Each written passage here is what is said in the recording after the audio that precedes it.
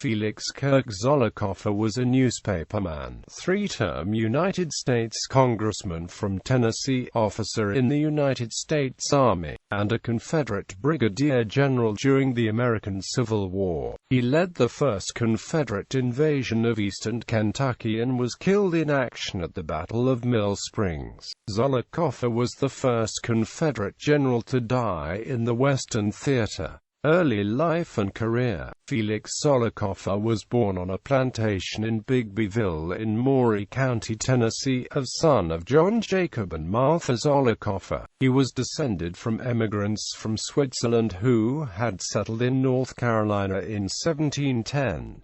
His grandfather, George Zollicoffer, had served as a captain in the Revolutionary War, and had been granted a tract of land in Tennessee as payment for his military service. Zollicoffer attended the local schools and studied for a year at Jackson College in Columbia, Tennessee. He left at age 16 and became an apprentice printer, engaged in newspaper work in Paris, Tennessee, from 1828 to 1830. When the newspaper closed, he moved to Knoxville in 1831 and worked for 2 years as a journeyman printer at the Knoxville Register. 3 years later, he became editor and part owner of the Columbia Observer. Zollicoffer was elected state printer of Tennessee in 1835. On September 24, 1835, he married Louisa Pocahontas Gordon, with whom he had 14 children. However, only 6 of them survived infancy. Louisa Zollicoffer died in 1857. Zollicoffer also edited the Mercury for a time in Huntsville, Alabama. He volunteered for the Army in 1836 and served as a second lieutenant in the Tennessee Militia in the Second Seminole War in Florida. He then returned to Tennessee and became owner and editor of the Columbia Observer and the Southern Agriculturist, and in 1843 the editor of the Republican Banner, the state organ of the Whig Party. This brought Zollicoffer into political circles, and he was controller of the state treasury from 1845 to 1849, as well as adjutant general for the state. He was a member of the state senate from 1849 until 1852, and was a delegate to the Whig National Convention in 1852, supporting General Winfield Scott. Zollicoffer was himself elected as a Whig to the 33rd United States Congress and was re-elected as a candidate of the American Party to the 34th and 35th Congresses. During his first campaign, he fought a duel with the editor of the rival Nashville Union newspaper. He declined to be a candidate for re-nomination in 1858 and retired to private life. He supported fellow Tennessee moderate John Bell for president in the election of 1860. Following the secession of the Deep South in 1861, Zollicoffer served on the Peace Convention in Washington, D.C., in an attempt to prevent the approaching Civil War. A strong supporter of states' rights, Zollicoffer nevertheless opposed Tennessee's secession from the Union. Civil War. Tennessee voters rejected the call for a secession convention in February 1861. Tennessee Governor Isham Harris soon began to maneuver the state into a position where secession would be inevitable. On May 6, 1861, the Tennessee legislature, urged on by Harris, adopted a Declaration of Independence and ordinance. The people were to vote on the ratification of this measure on June 8. A separate vote on the same date would determine if Tennessee should join the Confederacy if the voters approved the measure asserting independence of the state. On May 9, a joint committee of the legislature issued an explanation sponsored by Harris of the military alliance Tennessee had entered into with the Confederacy on May 7. During the period between April and July, Harris organized a state army, the Provisional Army of Tennessee. Upon the announcement of the formation of the Provisional Army of Tennessee, Zollicoffer offered his service to the state army. Despite only having brief combat experience, he was appointed as a brigadier general in the Provisional Army of Tennessee on May 9, 1861, by Governor Isham Harris.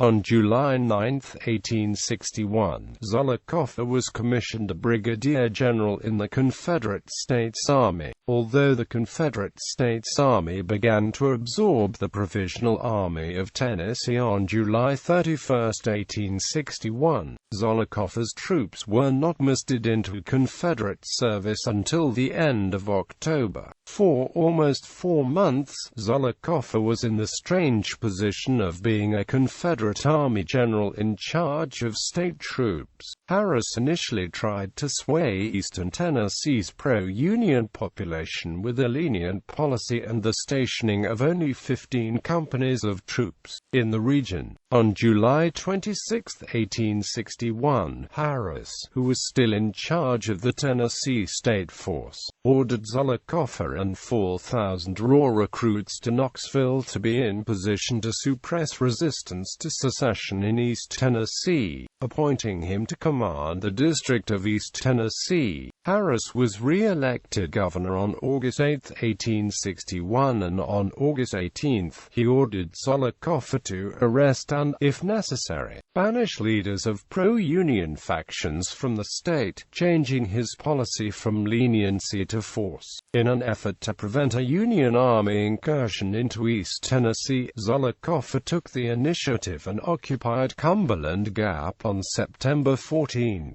1861. Zollicoffer then was responsible for guarding the 128 miles of Confederate line between Cumberland Gap and Tompkinsville, Kentucky. For 71 miles, this line crossed the Cumberland Mountains. On September 15, 1861, General Albert Sidney Johnston assumed command of Confederate forces in the Western Theater between the Appalachian Mountains and the Mississippi River. He retained Zollicoffer as district commander in East Tennessee. On September 17, 1861, Zollicoffer sent a force through the Cumberland Gap along the Wilderness Road to drive the Union Army from Barbourville, Kentucky, relieve pressure on the recently established Confederate line at Bowling Green, Kentucky, and thwart an expected drive by Union Brigadier General George H. Thomas into eastern Tennessee and the Cumberland Gap by forcing him to retain his force in Kentucky.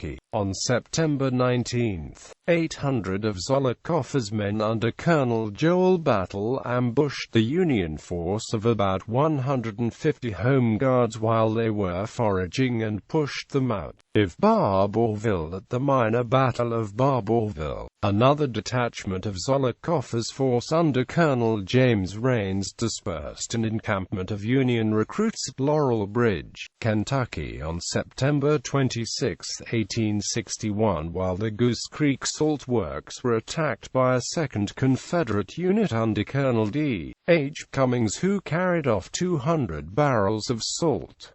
Zollicoffer's force was essentially on a raid and soon withdrew. In mid-October 1861, a large part of Zollicoffer's force marched 40 miles from Cumberland Gap to London, Kentucky. At the Battle of Wildcat Mountain on October 21, Zollicoffer's force was stymied by a prepared Union force fighting on rugged terrain, and he soon retreated into rural eastern Tennessee, which remained rife with Union sentiment. In November 1861, Zollicoffer changed strategy and advanced westward, then back into southeastern Kentucky to strengthen Confederate control in the area just south of Somerset. He hoped this would put him in a position to be reinforced by Confederate forces from Bowling Green and to drive Thomas's force from the area. Before he moved west, Zollicoffer left forces to guard the Cumberland Gap and 3 other approaches to East Tennessee, Zollicoffer moved west and established an encampment at Mill Springs, Kentucky on the south bank of the Cumberland River. By December 6, he moved his force to the north bank of the river where he thought he could better support the supply of his men, build fortifications and keep watch on Thomas's force. This was a risky tactic because Zollicoffer's men were poorly equipped, ill-trained and ill-disciplined. They were not properly prepared to meet the growing Union threat, and Zollicoffer's expectation that he would solve this problem by receiving supplies and reinforcements at Beech Grove, opposite Mill Springs, was too optimistic. Many of the men in Confederate service in Tennessee who could have reinforced Zollicoffer's force remained unarmed. Zollicoffer's own reserve force at Knoxville was mostly unarmed. Under the circumstances in December 1861, without needed supplies or reserves, Zollicoffer was in no position to move against the Union force. On December 20, 1861, Zollicoffer did not respond to a movement by a force under Brigadier General Alban F. Sherp, who was attempting to provoke Zollicoffer to commit his force to an engagement in the open. Colonel William H. Carroll did not leave Knoxville with his brigade to join Zollicoffer until January 16, 1862.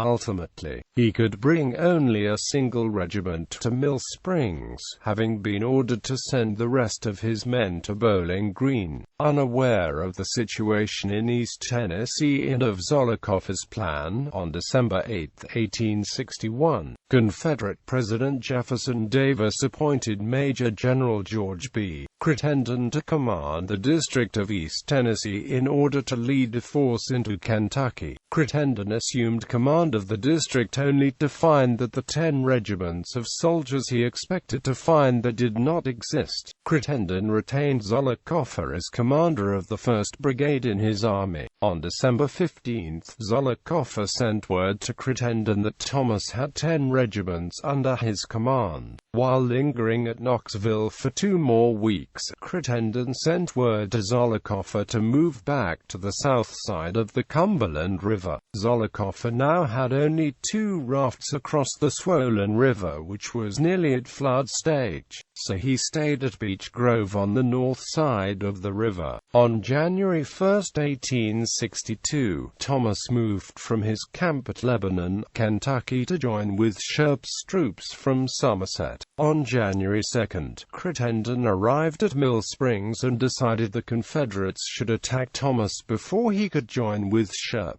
The Confederate force of about 6,500 men might have withstood an attack within the fortifications, but Thomas's larger force would have the advantage in an open field. Because of the incessant rain and resulting mud, Thomas needed 18 days to move his force and equipment from Lebanon to Logan's Crossroads. On January 18, 1862, Crittenden ordered an advance at midnight while the 2 Union forces under Thomas and Sherp were separated by the rain-swollen Fishing Creek. Zollicoffer commanded the 1st Brigade toward Logan's Crossroads while Carroll commanded the following brigade. After marching 8 miles in a driving rain, Zollicoffer's skirmishers attacked the Union pickets 1 mile south of the intersection of the Mill Springs and Columbia-Somerset roads. The Battle of Mill Springs, sometimes called the Battle of Fishing Creek or the Battle of Logan's Crossroads, a 3-hour fight in driving rain, fog and the smoke of battle over thickly wooded ground, followed. The untrained Confederates were totally confused in this situation and their organization was lost. Adding to the confusion, some of the Confederates were wearing blue uniforms. The 15th Mississippi Infantry Regiment mistook the Union 4th Kentucky Infantry Regiment for blue-clad Confederates. In the confusion, the near-sighted Zollicoffer, wearing a white raincoat, rode into the lines of the 4th Kentucky and and began to discuss the problem with the Union Colonel Speed S. Fry. A Confederate aide then rode out of the fog firing at the Union force. Union soldiers returned fire, killing Zollicoffer, who had begun to ride away as the incident unfolded. Historian Larry J. Daniel follows some other accounts which claimed that Fry recognized and shot Zollicoffer. He further stated that Fry, not Zollicoffer, had ridden into the enemy lines and had begun the conversation, only turning upon Zollicoffer when the Confederate aide rode up. Historian Stuart W. Sanders discusses the encounter at the greatest length and also quotes a subsequent account by Colonel Fry. He states that both officers rode out from the lines and that Fry initially thought Zollicoffer was a Union officer. Fry claimed to have shot Zollicoffer. Other accounts state that Fry also called to a few of his men to fire, although Fry later denied this. Many of the old Confederate flintlock weapons would not fire in the wet conditions, and Zollicoffer's death caused his demoralized men to start a retreat. Thomas sent 6 regiments against the weak Confederate flank, causing the Confederate line to collapse and retreat to Beech Grove. Crittenden removed the remaining force across the Cumberland River overnight on a small steamboat and a few barges. He left his artillery, mules, equipment and most of his food supply on the north bank. The Union had gained a significant victory and boost in morale, while the Confederates had lost a brave, if unskilled, general along with about 500 men and the small army's equipment and supplies. Interment. The Federals treated Zollicoffer's body with respect. He was embalmed by a Union surgeon and was eventually returned to Tennessee and interred in the Old City Cemetery in Nashville. Zollicoffer Park. Zollicoffer Park, a Confederate cemetery containing a mass grave of the Confederate fallen, lies just outside Nancy. This public park receives at least 2 memorial events each year, one on January 19th and the other on Memorial Day. There have also been reenactments of the Battle of Mill Springs.